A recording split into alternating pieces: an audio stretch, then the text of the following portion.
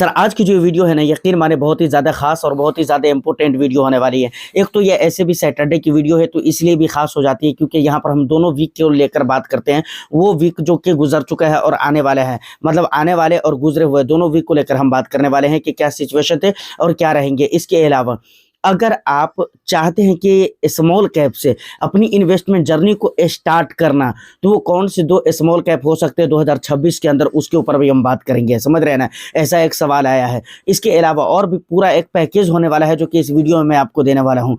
तो बस एक लाइक करके शेयर कर दें। चैनल को अगर अभी तक आपने सब्सक्राइब नहीं किया है तो चैनल को भी ज़रूर सब्सक्राइब कर लें, क्योंकि आपको पता है कि भाई बी फाइनेंसर के ऊपर इस तरह के इंटरेस्टिंग कंटेंट आते रहते हैं। देखिए, हम शुरुआत सर सबसे पहले करना चाहेंगे मार्केट से, ठीक है ना? क्योंकि पिछला वीक जो गुजरा है, पिछला वीक आपने देखा है बहुत ही वोलेटिलिटी भरा वीक रहा है और वहां पर मार्केट के अंदर बिल्कुल किसी भी इंडेक्स के अंदर ये भरोसे के साथ कोई भी बंदा ये नहीं कह सकता था, समझ रहे हैं, कि यहाँ पर क्या हो जाएगा क्या नहीं हो जाएगा, कब पैसे बनेंगे और कब पैसे यहाँ पर डूब जाएंगे, मतलब कब पैसे खराब हो जाएंगे, कब मार्केट पॉजिटिव रहेगा कब नेगेटिव रहेगा। चाहे वो लार्ज कैप का इंडेक्स हो, फ्लेक्सी कैप का इंडेक्स हो, या इसके अलावा आप कह लीजिए कि भाई स्मॉल कैप मिड कैप का इंडेक्स हो, कहीं पर भी ये बात कहने को बाकी नहीं थी। समझ रहे हैं ना? अच्छा, रीज़न की अगर बात की जाए तो उसको करने की बिल्कुल ज़रूरत नहीं है, क्योंकि आपको बखूबी मालूम है कि भाई ये सारी चीज़ें जो हो रही है उसके पीछे एक रीज़न वर्क नहीं कर रहे हैं, बहुत सारे रीज़न है जिसकी वजह से ये सारी कहानी हो रही है। अब हम अगर आने वाला वीक की बात करें तो देखें, लास्ट के जो ट्रेडिंग सेशन रहे हैं तो उसे आप बहुत अच्छा नहीं कह सकते, ठीक है ना? या बहुत ख़राब भी नहीं था, ठीक है, मिला जुला कर एक ठीक ठाक था। जो अभी फिलहाल का माहौल चल रहा है उसके हिसाब से मैं बोल रहा हूँ भाई, आप अच्छे हिसाब से बोलिएगा और अच्छे माहौल के हिसाब से अगर कंपेयर कीजिएगा तो बहुत बुरा माहौल था ऑफ कोर्स। तो उसके हिसाब से आपको देखना नहीं है। फिलहाल का जो सेंटीमेंट है, करेंट सिचुएशन जो है मार्केट के, उसके हिसाब से अगर मैं देखूँ तो ठीक है, बहुत ज़्यादा बुरा नहीं था। जैसा कि 8 और 9 तारीख को था या उसके बाद भी था, उस तरह का सिचुएशन आपको देखने को नहीं मिला था। बात आती है सोमवार को किस तरह के रह सकते हैं मार्केट। तो देखिए, यहाँ पर बहुत ज़्यादा टेक्निकल बातों के ऊपर जाने की ज़रूरत नहीं है, सीधा सेंटीमेंट के ऊपर आए तो मुझे लगता है कि यही बेनिफिशियल बात हो सकती है। और इसी के ऊपर आपको गौर करना चाहिए कि जो सिचुएशन है मार्केट की करंट, वही वर्क करेंगे मार्केट के अंदर। उससे ज़्यादा कुछ अलग हट कर अगर आपको लगता है कि कुछ होने वाला है तो भाई कुछ भी नहीं होने वाला है। इस बात को आप याद रखिए। ये बात हो गई यहाँ तक के। अब आते हैं उस बात के ऊपर। एक इन्वेस्टर है, समझ रहे हैं ना, विजय नाम है।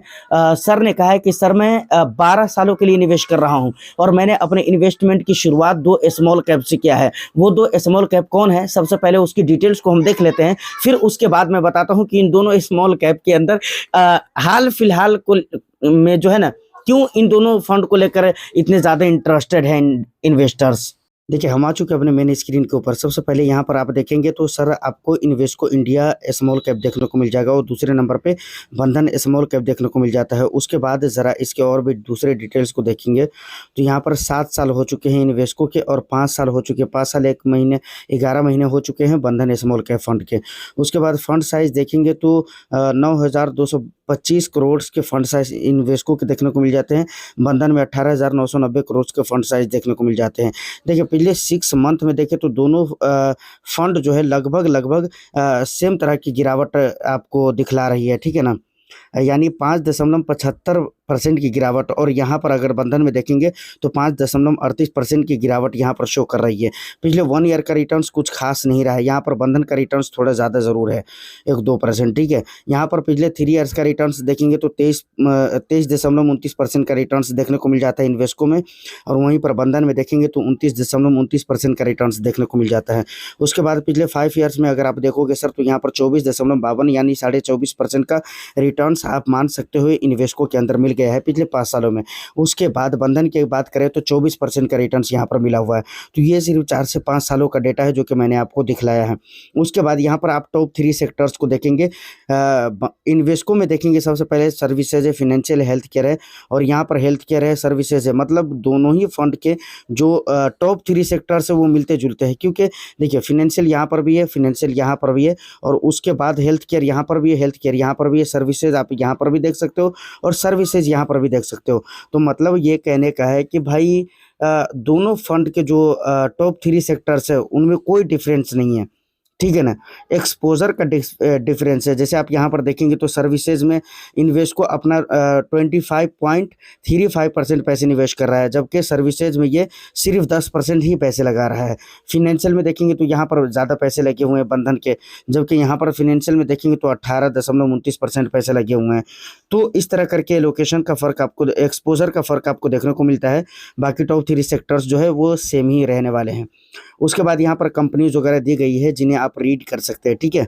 उसके बाद यहाँ पर इक्विटी का पोर्शन बताया गया है, कहाँ पर कितने निवेश किए जा रहे हैं, ठीक है ना। तो ये बात है। बाकी लमसम एसआईपी दोनों फंड के अंदर आप कर सकते हैं। तो ओवरऑल जो फंड है वो तो ठीक ठाक है अभी तक का परफॉर्म। तो फाइनली यहाँ तक जो भी फंड के डिटेल्स वो आपने देख लिया है, समझ रहे हैं। ये विजय सर की तरफ से पूछा गया था कि सर मैं अपने 12 साल की इन्वेस्टमेंट की शुरुआत बस इन 2 स्मॉल कैप से कर रहा हूँ, बाकी के और भी फंड मैं बाद में ऐड करूँगा। ठीक है सर, अगर आप 12 साल के लिए इन्वेस्ट कर रहे हैं तो बिल्कुल कोई दिक्कत नहीं, आपने 2 स्मॉल कैप लिया है जो कि ठीक है, फिलहाल ठीक है। उसके ऊपर और भी मैं आगे बात करता हूँ। अब देखिए, चूंकि 12 साल का अरसा है, 12 साल तक इन्हें निवेश करना है, तो 2 स्मॉल कैप है तो इसमें कोई बहुत बड़ी बुराई नहीं है, ठीक है ना, क्योंकि 12 साल का टाइम ड्यूरेशन है। तो 12 सालों के लिए तो निवेश किया ही जा सकता है 2 स्मॉल कैप के अंदर। अब बात रही कि भाई इस समय पे इन दोनों स्मॉल कैप को लेकर इतना ज़्यादा तबाही क्यों मची हुई है, इन्वेस्टर्स इन दोनों को ज़्यादा पसंद क्यों कर रहे हैं। तो इसके पीछे का सबसे बड़ा रीज़न यह है सर कि आपने देखा है कि लगातार पिछले कई महीनों से कई सारे ऐसे स्मॉल कैप हैं जिनके रिटर्न्स बहुत बुरे बुरे चले गए हैं, बहुत नेगेटिव में जा रहे हैं, और पिछले 1 ईयर के रिटर्न्स भी नेगेटिव में जा रहे थे, और इन दोनों के भी जा रहे थे। ऑफ कोर्स ऐसा नहीं कि इन दोनों फंड के नहीं जा रहे हैं, इन दोनों के भी जा रहे हैं, लेकिन उसके बावजूद भी जो है 3 साल 5 सालों का जो रिटर्न्स देखेंगे उन टाइम पीरियड में इन दोनों फंड्स ने बहुत अच्छा रिटर्न्स दिया हुआ है अभी तक।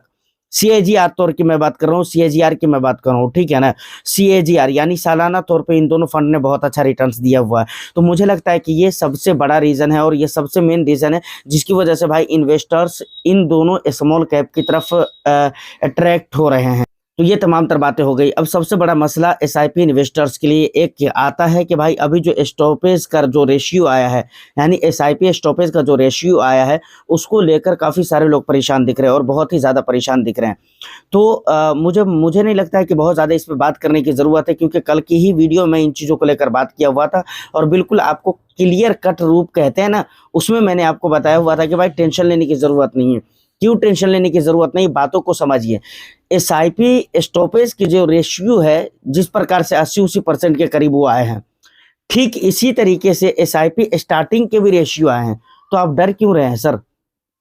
और मैंने आपको बताया था कि 80% लोग जिन्होंने एसआईपी को स्टॉप कर दिया है, उनमें से ऐसा नहीं कि सारे के सारे लोग एसआईपी को इसलिए स्टॉप कर रहे हैं कि भाई उनको मार्केट से डर लग रहा है या फिर उनके पैसे खराब हो गए, उनके पैसे बुर गए। नहीं, उनमें से बहुत सारे लोग ऐसे हैं जो कि क्या कहते हैं, उनके गोल कंप्लीट हो गए, जो 10 साल पहले, 5 साल पहले, 8 साल पहले उन्होंने निवेश किया था, अब उनका गोल कंप्लीट हो गया है, उनका टाइम ड्यूरेशन कंप्लीट हो गया है, अब वो चाहते हैं कि भाई मैं निकल जाऊँ।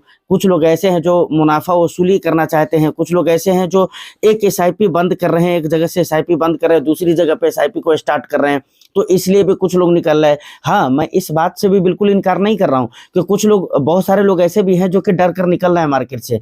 तो इसको लेकर घबराने की ज़रूरत नहीं है सर। आप देखिए कि भाई स्टार्ट भी तो बहुत सारे लोग कर रहे हैं, समझ रहे हैं ना। तो इन चीज़ों को लेकर बहुत ज़्यादा घबराने की ज़रूरत नहीं है। और ये स्टॉपेज के रेशियो, स्टार्टिंग के रेशियो, ये आते जाते रहते हैं, ये चलता रहता है, मार्केट का एक हिस्सा है। इसको लेकर बहुत ज़्यादा सीरियस होने की ज़रूरत नहीं है। आपकी जो एसआईपी चल रही है उसको चलने दीजिए। अगर आप एसआईपी को स्टॉप करेंगे तो वहाँ पर आपको नुकसान होगा, ये मैं आपको बता रहा हूँ। अगर आप ये कहते हैं कि नहीं सर ऐसा है कि मैं एक जगह से निकाल कर दूसरी जगह लगा देता हूँ, तो अगर आप बराबर ऐसा कर रहे हैं, किसी रियल रीज़न की बुनियाद पर अगर आप ऐसा कर रहे हैं, जैसे फंड मैनेजर चेंज हो गया या हकीकत मानो में कोई फंड ऐसा है जो लंबे समय से अच्छा परफॉर्म कर ही नहीं रहा है और तब जाकर अगर आप ऐसा कर रहे हैं मजबूरी में, तो फिर कर सकते हैं। लेकिन अगर इस तरह की आदत है, इस तरह की हैबिट अगर आपने बना कर रखी हुई है कि भाई एक फंड से निकाल कर दूसरे फंड में शिफ्ट करो, दूसरे से तीसरे, तीसरे से चौथे में, तो ये चेंज करने की ज़रूरत है सर। समझ रहे हैं, क्योंकि इसमें भी आपके नुकसान होते हैं। एक तो मार्केट ने जो पैसा खा गया वो खा ही गया, दूसरे नंबर पे यह है कि भाई आपके एक्सपेंस जो है वो तो लग ही जाते हैं। ठीक है, हम यहाँ पर गेन टैक्स को नहीं लेंगे, क्योंकि गेन टैक्स का मतलब ही होता है कि भाई वो गेन पे लगता है, तो ठीक है वो आपको नहीं लगा, लेकिन एक्सपेंस तो आपके लगते हैं, स्टैंप ड्यूटी वगैरह तो आपकी लग जाती है, उस नाम पे तो आपके पैसे खत्म हो जाते हैं ना। तो सर उम्मीद है कि बातें आपको क्लियरली समझ में आ गई होगी। अब एक बात और भी याद रखिए, ट्रेड डील को लेकर बहुत ज्यादा बातें हो रही है, फोन आ रहा है, विदेश से फोन आ रहा है, तो अमेरिका से फोन आ रहा है, तो वहां से फोन आ रहा है, कुछ नहीं आ रहा भाई, जो भी आ रहा है वो आते ही रहता है, आते ही रहेगा, ये कोई बहुत बड़ी बात नहीं है। ठीक, इसको लेकर बहुत ज्यादा हवा में उड़ने की जरूरत नहीं है, ट्रेड डील को लेकर कुछ भी नहीं होगा। और एक बात आपको मैं बताऊं, इंटरेस्टिंग बात, आपको क्या लगता है डॉलर जो इतना ज्यादा मजबूत हो रहा है और रुपया जो कमजोर हो रहा है, तो क्या लगता है सिर्फ गवर्नमेंट के ऊपर फर्क पड़ता है? आपको अगर ये गलत फहमी है ना तो बिल्कुल दिमाग से निकाल दीजिए। अभी 1 मिनट में मैं आपको बताता हूं और आपको याद हो जाएगा कि कैसे आपके पॉकेट के ऊपर फर्क पड़ता है।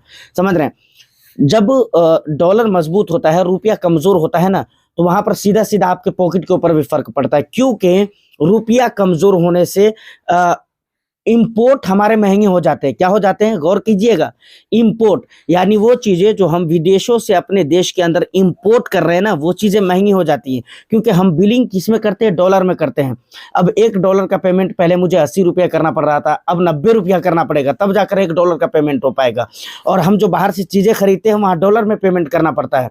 तो सोचे कि हमें कैसे पेमेंट करना है, मैंने आपको बता ही दिया कि अब 90 रुपये पेमेंट करेंगे तब जाकर $1 का पेमेंट होगा। समझ रहे हैं, वो चीजें महंगी हो गई, उसको लाने में महंगा हो गया वो। समझ रहे हैं, हम जो उसको अपने देश में ले रहे हैं तो उसे लाने में हमें महंगा पड़ा। अब वो हमारे को महंगा पड़ा तो हम उसको बेचेंगे भी महंगे रेट पे, सिंपल सी बात है। और खरीदता कौन है, आम आदमी, कंज्यूमर खरीद रहे हैं, तो कंज्यूमर को तो उसको भुगतना ही पड़ेगा। इस तरह से अब सोच लीजिए, आपको पता चला ना कैसे आपके पॉकेट में फर्क पड़ता है। तो ये भाई ट्रेड डील का सही होना ये बहुत इंपॉर्टेंट है। और दूसरी बात, डॉलर का थोड़ा सा डेप्रिसिएट होना बहुत इंपॉर्टेंट है, क्योंकि ये आम पब्लिक के पॉकेट पे पूरी पूरी तरह से वार कर रहा है। लेकिन अभी भी अगर ये बात आपको समझ में नहीं आ रही तो मुझे लगता है कि इससे आसान कोई तरीका नहीं मेरे पास समझाने का। तो इन चीजों को लेकर उड़ने की जरूरत नहीं है। मेरे कहने का ये मतलब है कि भाई अपनी पोर्टफोलियो को ऐसा बना कर रखें कि वो अच्छे वक्त में भी आप अच्छे रहें और बुरे वक्त में भी आपके चेहरे पर खुशहाली रहे। बात को समझ रहे हैं ना। उम्मीद करता हूँ कि यहाँ तक जो भी इंपोर्टेंट बातें थी मैंने आपको बता दी है। फिर भी अगर कुछ रह गया तो आप मुझे कमेंट सेक्शन में बता दीजिएगा। इन तमाम तर मुद्दों पर आपकी क्या राय है वो भी मुझे जरूर बताइएगा। मैं फिर मिलता हूँ किसी नेक्स्ट एंड इंटरेस्टिंग वीडियो में। जब तक के लिए all the best. Thank you for watching.